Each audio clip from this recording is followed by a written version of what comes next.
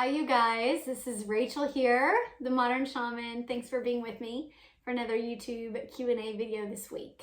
If you're new to the channel, I am glad that you are here.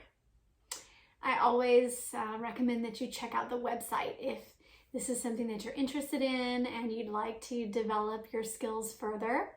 My website, which is themodernshaman.net, has a lot of resources there. You can either connect with me for a one-on-one session, sorry, or there is teaching opportunities for you to learn. And really, when I say teaching, my teaching program is very in-depth. It has a lot of practice activities, guided meditations, and essential information that really makes the spiritual world more tangible and integrated into your life. So if this is something that you'd really like to hone in terms of your psychic development or your shamanic awareness and the elementals, just your own individual unique skills, I would love to support you in that way. And there's a lot of teaching on there. So let's get on with the YouTube question of this week. You guys send these in and then I just answer them. If you'd like to send them in, also, I should note, you do that on the website. You go to the website, you go to that contact form, you fill it in, and you just say, this is a question for the YouTube channel. And it goes in the queue. All right, this week's question came in after my last week's video. So I shared with you guys a little bit about some of the medical issues that I was having, and that kind of sudden trauma of a deep medical issue when it comes up. And a lot of people have had that experience or an experience similar to it where your life is changed in an instant. So this question came in and it said, Rachel, thank you so much for sharing about your medical predicament. It helped me in way more ways than you would know. I myself have been going through physical difficulty for the past couple months this summer. I would like to ask, what is your takeaway from your sickness? I would love to know what you learned, what helped you through the process, maybe some empowering thoughts. Yes. So I'm still healing. I think the healing is, at least for me, it's a longer process.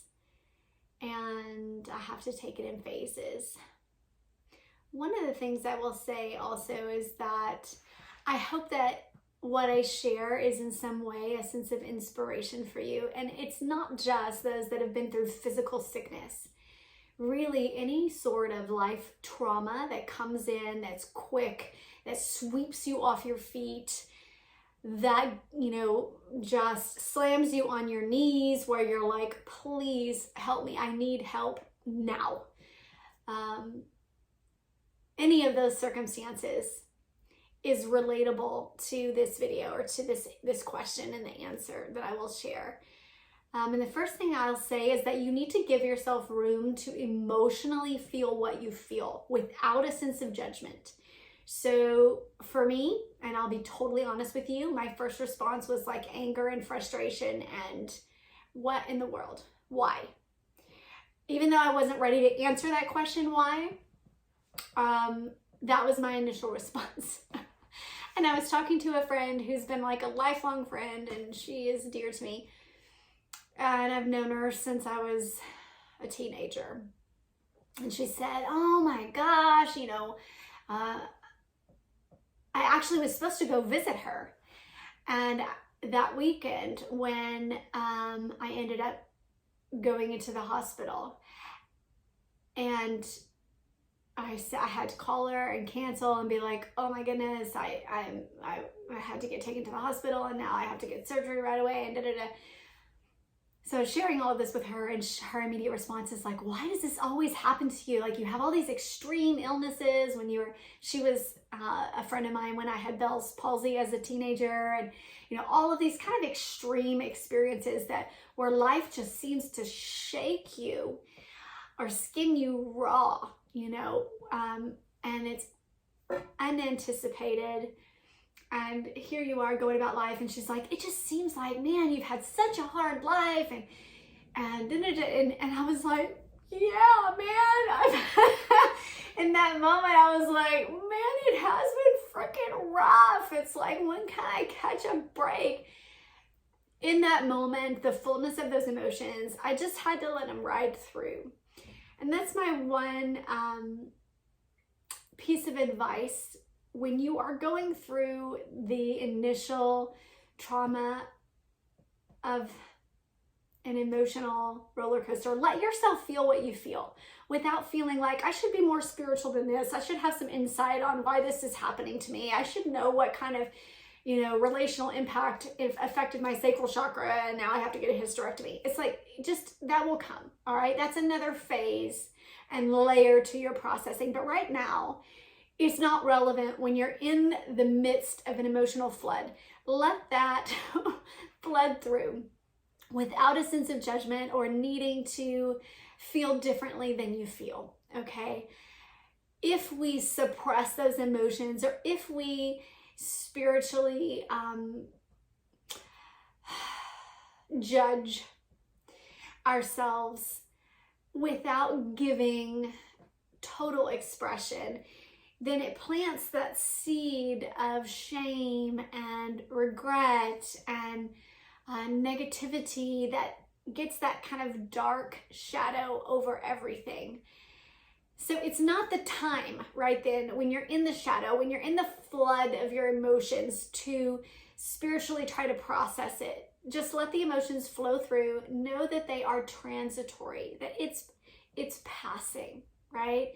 Emotions, and even the sensations of the body, because for me, there was a lot of pain, a lot of physical debilitation. I couldn't open my eyes, I couldn't talk, I couldn't engage, I couldn't move or get up or, sit up. I just, so when you're in that space, it's not the time to try to spiritually process it. Just emotionally let that move through. And the sensations in the body are also transitory. They are visitors moving through. Let them move through, all right, without judgment on that process. The second thing I would say, and I'm breaking this down into like 1, 2, 3. They don't go in order necessarily, and your process may be different from my process, and that's absolutely valid. Honor that if your process is different from mine. But I just want to share, and maybe it will be a sense of inspiration if you are going through something yourself, right? Or and love someone that's going through a very intense physical and emotional experience in their life. I would say that second phase for me, once I got through the emotion, was very solitary, very alone. I felt very, very alone. And at first I didn't like this. And then I did. Maybe too much. Because I couldn't look at my phone. I couldn't really talk and engage. So I wasn't explaining myself to people. I wasn't telling people. I wasn't talking. I wasn't looking. I basically just had my eyes closed in a space of meditation and contemplation. And sometimes at the beginning, when you have an extreme experience that makes you feel like you are the only one experiencing it, you're the only one in that body going through what you're going through, even though there are others that may be around you, that may be supportive, it's still a singular experience in that moment of your soul. Even though there are also helpers and guides and spirit that's with you constantly. Your process is yours alone in the uniqueness of your creation, of your form, of your expression on this earth.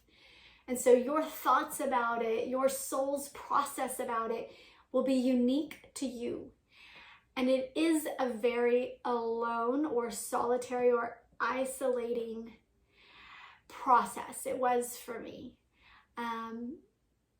And like I said, at the beginning, I didn't really enjoy this. I felt very disassociated from everything around me. I would look at, and even though I would look, for instance, at my children and think, oh, they're so beautiful, I just love them so much, I felt very distant because the interaction, I couldn't interact with them.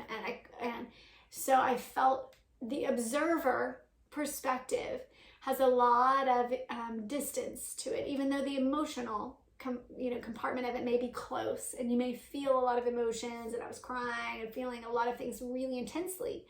There's a spiritual distance to the essence when you're going through something that really makes you feel like you're in the spotlight of your own experience with yourself. And you have to process that on your own. Nobody can process that for you. No matter what the doctors tell you and decisions that have to be made that you talk over with your family or plans that you make because of that experience, it's still a process that you have to go through with your own soul and reconciling those decisions that you make for yourself, for your own body. You still have to go through that, your own reckoning internally with your own consciousness and your own soul. And that process is very solitary.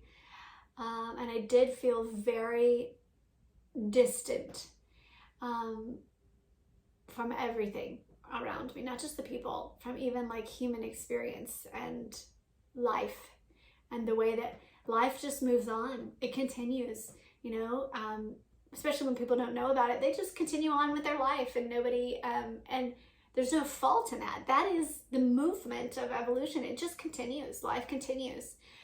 And everyone still gets up and has to go to school or has to go to work or has to live.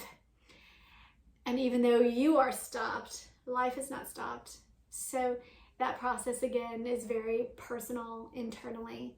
My advice there would be to soak that up. As soon as I could turn that into a space of gratitude, and as soon as I realized, like, wow, this is just so saturated with essence and meditation. And when I moved into a gratitude space of like, my aloneness is just me and spirit. And this is the space that I love so much about my morning meditation, about my prayer time, about any time when I'm alone.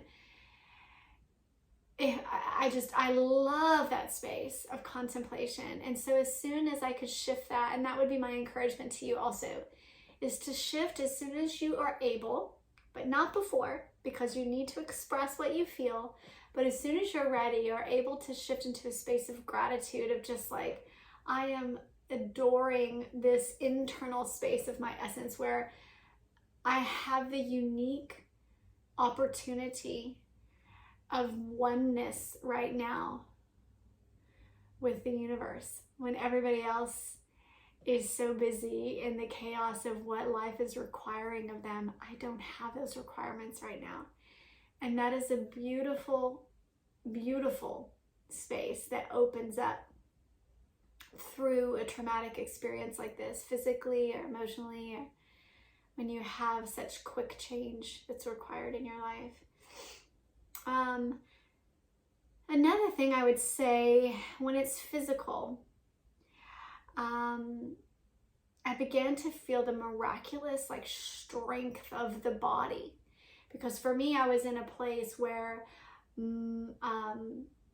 my spirit was very surrendered to the experience, and my body was kind of taking over in terms of strength. And that's interesting because in my everyday life, it's the opposite. It's a complete juxtaposition of like, I'm using my will and my spirit typically to, not dominate, but to be more prioritized than the physical form. I'm going beyond my form when I'm working with clients. I'm constantly letting my spirit guide the form. And for me, these completely shifted into the opposition when my spirit was in a complete surrender, and even out of body and unconscious. And my physical body took over in that sense of strength and mechanism of healing itself and fighting for survival, when I didn't feel that my spirit was in a space of fight. It was in a space of peace and rest. And and surrender. So this was also a beautiful awareness of honoring the body and the miraculous mechanism. I just think it's still amazing to me that our skin and where I got cut open, like they can just place the skin right next to each other and it can literally grow back together and create a scar. And I've been contemplating that idea. I posted something about that today on my social media about how scar tissue is stronger than skin, and it carries a beautiful story of triumph, and every scar is like, I survived this, I overcame, or my body sought to live, my body sought to put itself back together instead of letting go.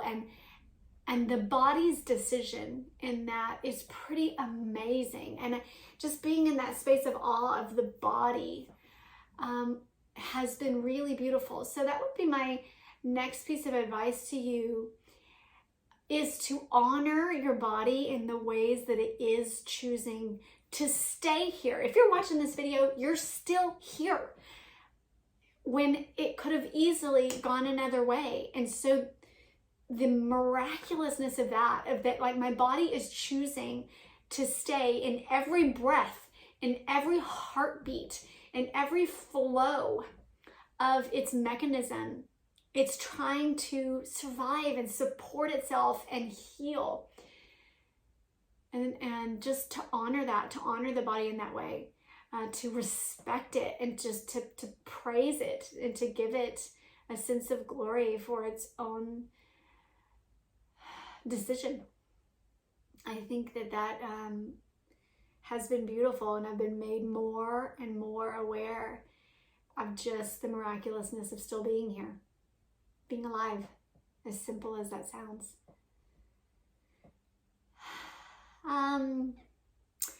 I think the last thing I will say on this, and this is more specific to me, because I had that total abdominal hysterectomy, which takes out both ovaries, it takes out the uterus, so it takes out the feminine physical body parts. And I just know my process, but it moved me straight into this archetype of the crone, right? Of the old medicine woman who has passed her hormonal prime, when she has given up her menstrual cycle and finished out the birthing ability in her human body, and has moved on to the elder or the teacher in this archetype, which I've lived in for a while. And I can even remember, you guys, honestly, when I was a kid, I remember having a conversation one time with my mother in the car, and we were driving down Main Street in Huntington Beach. This is when I lived in Huntington. And this is before college, so I was probably like 17 years old. And my mother said, I am amazed at how you already know yourself. And she goes, I don't even think I knew like what kind of food I liked, how I liked my eggs cooked, you know, who I really was, what I wanted to do with my life, what kind of, people I wanted to hang around. She's like, I'm still figuring that out. And she's like, how do you have known that since you were young, you've known that. And I always kind of have. And I feel like I've been in this teacher archetype, this crone archetype for a while. And in a way, my body is now caught up with it. And I'm like, all right, this makes sense. My body is now showing what my soul has always felt, that it's an old soul. And that I have that elder or crone or mother heart for all of those that are under my wing in some way, that spirit and the universe sends to me and I feel a sense of responsibility and mothering and guiding, not as my own descendants, but as an elder of a larger collective. So in a way, I understand and my body feels right with the world. There's a balance there that feels really beautiful. So my last piece of advice before I cut this off, because this video is getting too long, sorry you guys. I try to keep them within 15 minutes, but sometimes I talk too much. That I would look for where there is balance in what's presenting itself in your life right now. And I know that sounds so strange when it's sudden, when you're like, okay, this is my life now. Like when it comes in and something just smacks into your life like this, like a sudden trauma, a sudden loss, a sudden change, I didn't see this coming and it's absolutely here, and there's inevitability. Like I cannot go back. My life will never be the same. I am here now. When life does that to you, no matter whether it's physical illness, like I said, the loss of a parent, a child, a job, like something that physically just changes everything, and life will never be the same. When that happens, there is a sense of like, okay, this is where I am right now. I cannot debate with myself whether this should have happened or shouldn't have happened. I'm already here. It's already my reality of my life now.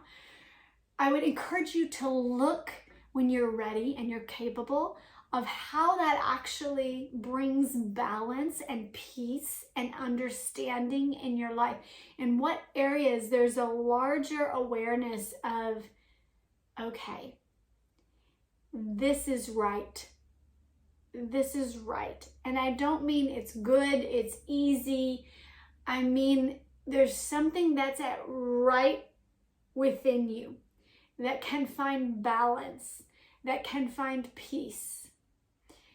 This can be a difficult space, especially if you've lost someone and it feels like too soon, or it feels like it should have been different, or you wish they could have stayed, or you miss them just like monumentally. I've had that too.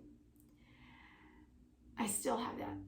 When you're in that type of change or experience, the balance, I think, I can come to that awareness, or we can reach that awareness when we realize it brought balance for the other individual. And it brought peace in a way that transcended our own understanding. So I hope that's helpful to you guys. Send in your questions every week and I will honor you and be present with you with another video. I'm sending you guys love. Blessings. I'll be back.